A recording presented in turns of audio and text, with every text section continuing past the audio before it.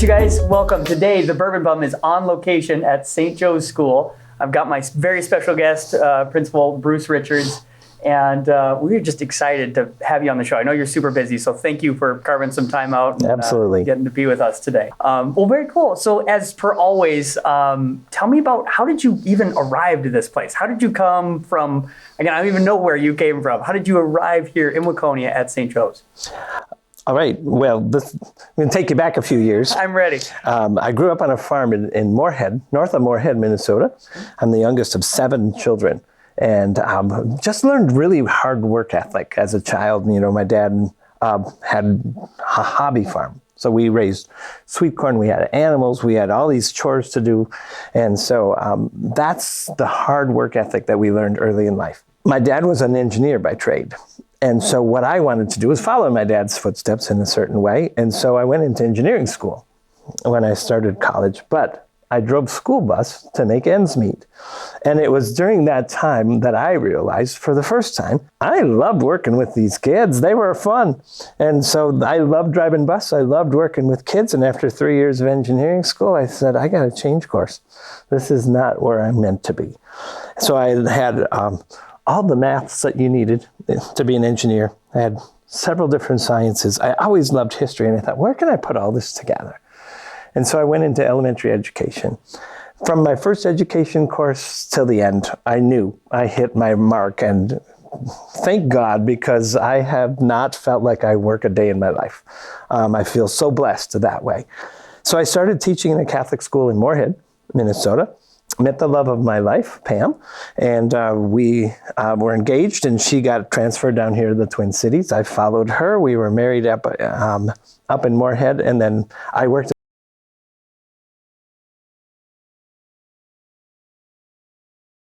That was I just loved teaching math. And I had somebody enter my room one day and say, have you ever thought about coaching other teachers?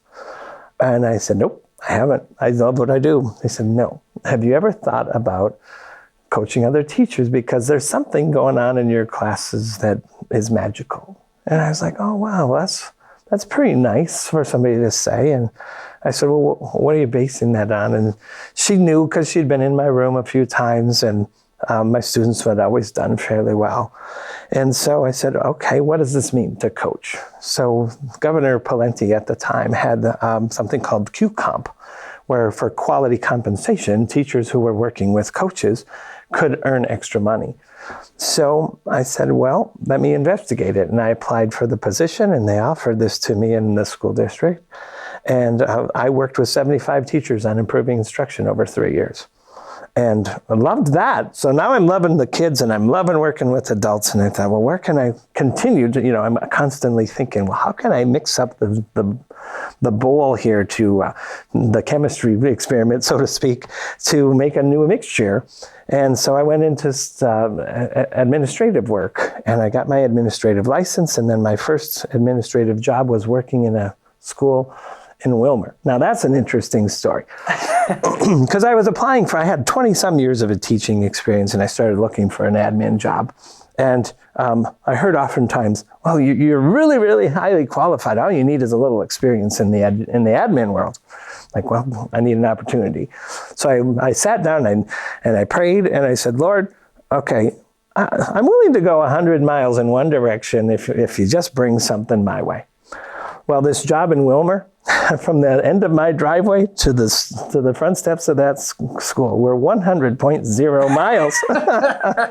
Just a coincidence. You just got to be careful what you ask God for, I guess. So I did that for a year, and it was taxing. I was getting up early in the morning. I was getting home late at night, and my kids were middle school, high school age, and I said, okay, this can't continue. So then I hit the knees again, and I said, okay, Lord, what's the next right answer? Which has become a theme in my life, is what's the next right answer? The one I'm doing is good, but maybe there's something that will take me to the next thing. And so it happened that my brother, who's a priest, he's up in the Crookston Diocese, called me on May 1st of 2013. And he said, I thought about you after my homily today, and you need to pray a novena to St. Joseph. And I said, okay, do you got one in mind? He said, no, just look it up. Do a Google search for one. So it was May 1st. I found this novena at prayer, and I started praying that day 1, day 2. Day 3, I talked to a priest friend of mine and said, hey, you know what? I've been looking, and I'm excited to get back closer to home. He said, well, I know of this place that's looking for a principal. Why don't you apply here? So I applied, and I've just been driving an hour and a half every day one way. Done driving. Yeah, screen time. Had enough of the commute. Windshield time, right? And so I thought, well, I'll pray about it. I'll apply. So I applied on the 4th of May. On the 5th of May, I get a call saying, hey, Bruce, could you come for an interview tonight? This was a Sunday, mind you. And I was like, an interview on a Sunday? Well, maybe it's an answer to prayer. I'm not going to say no. They said, okay. He said, all right, well, do you know where Waconia is? I said, well, I'd only been to Waconia once in my life, truly. And I said, yeah, I know about where it's at. And he says, okay, we'll meet you at Lola's on the lake for your interview. I said, okay, great. So I show up, and the first question was, would you like a margarita? I'm like, here we go. Talk about the Bourbon Bum, right? So we had a great interview.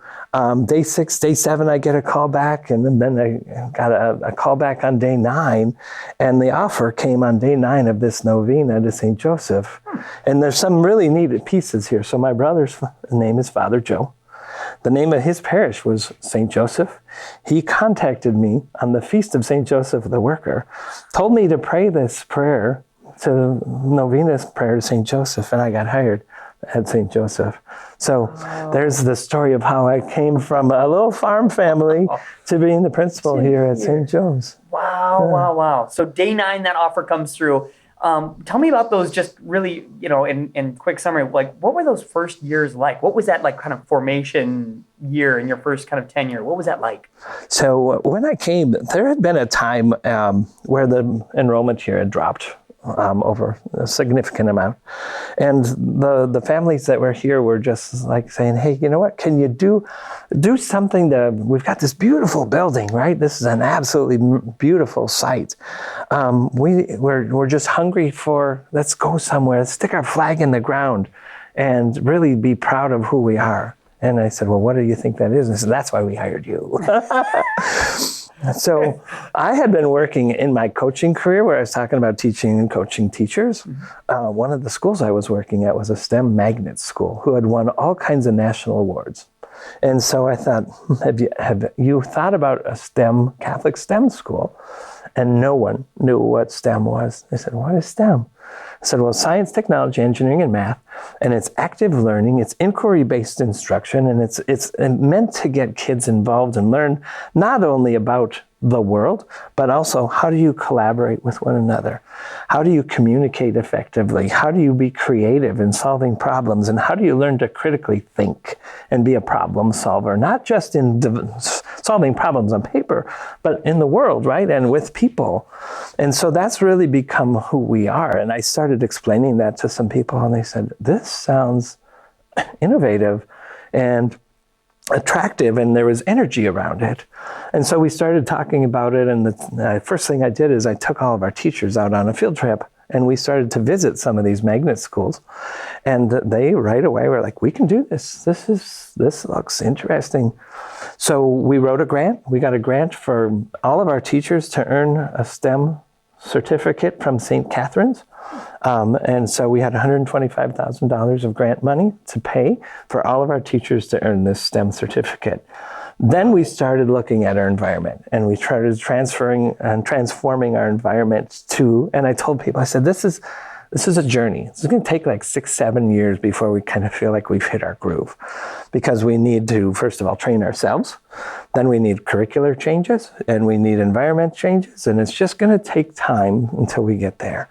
And so over that time, we've transformed environments like this media space that we're in. This used to be 2 rooms. Now it's one beautiful, large room that invites those 4 C's of communicating, collaborating, critically thinking, and being creative. And we have lots of different environments like that here. So the energy was really, really transformational, and there was a lot of people that were investing not only their time and energy, but their dollars towards making us be successful too. And so it's been quite a process. And just this last year, we finished something called we are a nationally certified STEM school. If you draw a line across the United States from New York City to Los Angeles, there's one school north of that line that has that national certification for STEM education, and it's St. Joseph, Waconia, Minnesota. Whoa. So there's the long journey from what's happened over 10 years. Wow. And so that was kind of going to be my follow-up question is, what are some of the barriers to that vision? Because clearly that was the vision, was to create this into a truly C-STEM school. And now that we have that certification, I mean, I guess the answer to that question would be time and resources, really. Absolutely. I mean, the vision was there, and time has cured, and it's shown now that this is the fruits of that vision. Right. Very cool. So what is currently we've got that certification. My children go here, so my oldest son really appreciates the learning style that you guys prove here. But tell me about kind of currently what's past this. What goes beyond this? Now that we have this certification, what sort of doors does this open for us? What does this do for the St. Joseph community? Yeah. Well, there's two answers to that. And don't let me forget the second one, because that's the most important one. So I'm going to bury the lead, okay? One of the things that I think it does for us is it's going to open up people who want to invest in what we have. And so I have this hope and desire that we can find supporters that would say, you know what, let me take a STEM corporation and say, we need that. We need people that think that way starting early. So they might become partners of ours, whether they're a financial partner, or maybe they'll say, hey, you know what, let me come and present to the kids and show them what this could look like if they string it out another 10, 15 years, because this is the world that they're growing up in. One of the beautiful things about the kids growing up now, they're going to likely have 10, 12, 15 different jobs, because that's what the future looks like. It's ever changing. So that component of knowing how to be able to be that pliable, I think of it as a sports car. Sure. You got to be able to change direction pretty quick. And so trying to build that capacity into our students to be able to do that.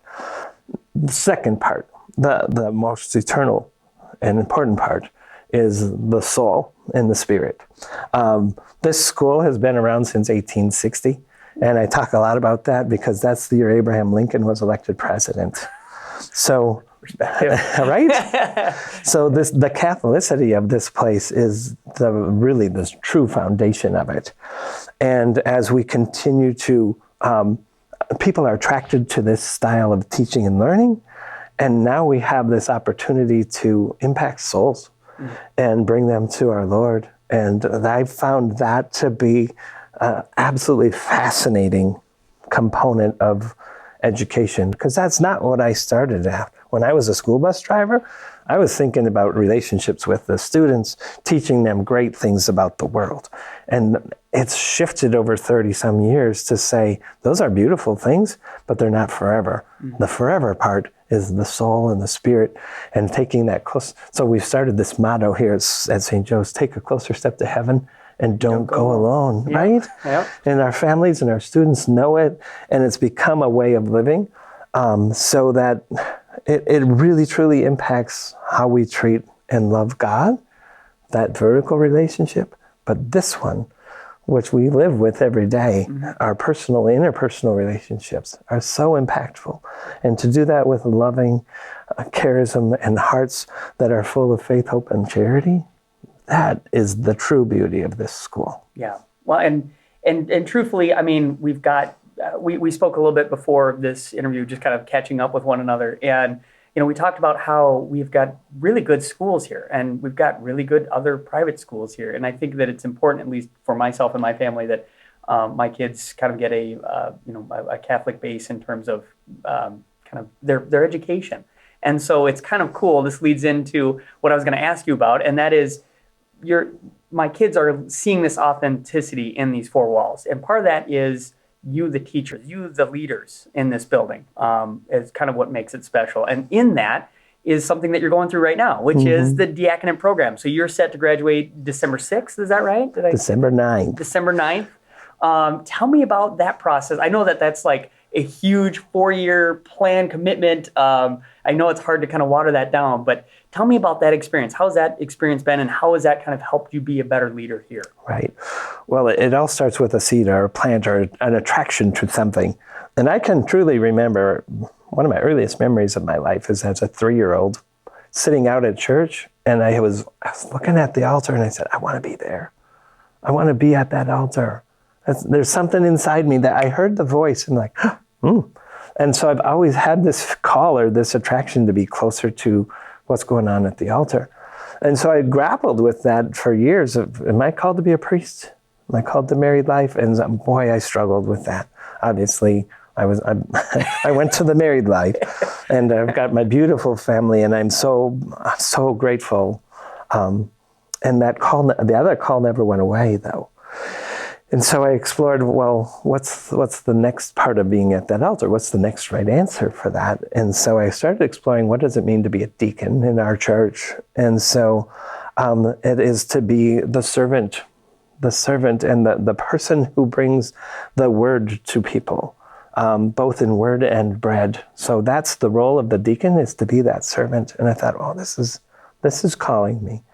So I started going down that path, and there's a 2-year prerequisite catechetical institute where you're studying and learning about the catechism of the church. And then there's 4 years of ongoing formation. And so I've been going through that process of forming myself spiritually, intellectually, in what it means to be a person of the cloth, because I'll become clergy. No longer will I be a lay person, but I'll have that third indelible mark on my soul. You know, we receive the first at baptism, the second at confirmation, and that third one is holy orders for those who are priest, deacon, or bishop. And so, we're like 30 days from now is ordination day. And the way I thought I can explain my excitement or my attraction to it is, you know, you mentioned graduation. Mm-hmm. It is a sense of graduation, but it's ordination right into the holy orders. And so that sense of feeling that accomplishment of graduating and completing with the joy of a child who's looking forward to Christmas and the joy of that. Yeah. So there's a magical component of this. What is the Lord ready to do? Yeah. And there's grace just ready to I can feel sprinkles of it. And sometimes it happens when I'm talking with somebody and I'll say something like, woo, where'd that come from? That's not the guy that I know.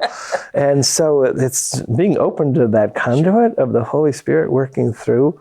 And boy, it's fulfilling in a way that's beyond the world. Yeah. Well, and what's unique about Waconia, for our audience that may or may not know, we've got 1, 2, 3, 4, a fourth candidate who's was very close to our parish. We got 4 coming out of here, which is very interesting. Very interesting. Right. I don't think there's what's even the closest one. I don't even know, but it's very interesting that we're having. Yeah, there's 2 coming out of St. Vincent de Paul, which happens to be my old parish where I was before I came over here. So, oh my gosh, how unique is that? What would you say is some advice that you give our graduating students, our 8th graders who are going to be entering into 9th grade? Some may go on to public school, private school. Mm-hmm. What are some words of wisdom or advice that you give our graduates? Great question. This world it's an evolving place. We talked a little bit about that. Yeah. And there's a lot of people that want to steer people in a certain direction about being consumers of the world. And so much about being of the world, right? But we're only in the world for a little bit of time. So to impact the world in a way that is going to bring people holiness and goodness. So the advice is, recognize, first of all, you're in the world, and there's an eternity waiting beyond. And so there's a reason that you were brought here, and that reason is known by God, and He wants to tell you. So how do you hear that whisper? How do you hear the whisper of who are you supposed to be? And it's through prayer, and it's by silencing the stuff of the world. And technology is a big hindrance to that. So how do you turn that off? How do you just stop listening to what everyone else is telling you what to do? Because there's only one who's really going to tell you what to do, and it's our Lord and God and Savior, who works through your parents, works through the teachers here, and they all have your best interest at heart. So teaching them how to turn off the world, which is super hard, especially as they leave 8th grade and move into high school, and they get the wheels and they're chasing dollars and they're doing all this stuff. So it's to remember your roots, come back home. If you make mistakes, guess what? You've joined the millions and billions of people before you, because we're all broken in some way, right? Yeah. And we all suffer the downfalls of humanity, and what that means. And so just get up, go again, seek forgiveness, seek dignity in other people, and then just go and be the best person that you can be. I love that. I love that, seek dignity in other people too. Yeah. I think that's very powerful. It's a long forgotten art. It's kind of well, if I take care of myself and I'm holy, and the other people, they'll sort them out later. I think it's kind of important to kind of remember the dignity of other people. We talked about that before we sat down. So yeah. Well, we appreciate you as a teacher, as a leader here. We appreciate everything that you've done for the school, and we can feel special things happening. We hope that you stay here. Obviously, we hope it's a long time here that you stay, but we also understand that you've got a new role, and it's maybe a more important one. So I guess for all of us at the St. Joe's community, we hope that you stay. Thank you. But we understand, we're very happy and proud of where you're at. So thank you. Yeah, thank you so much for being on the show. This has been absolutely a pleasure. Thank you guys so much for watching. See ya.